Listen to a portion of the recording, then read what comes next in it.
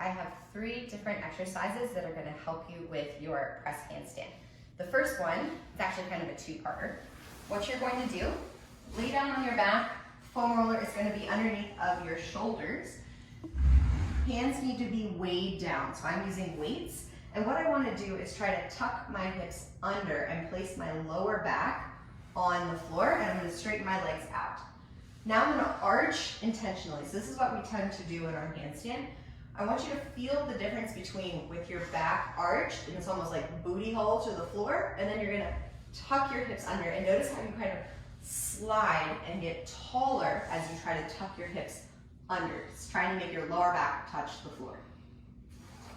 And now you're going to try to replicate that same sensation of tucking the hips under and growing taller while you're in your handstand. So you want to be pretty close to the wall, about a finger length away.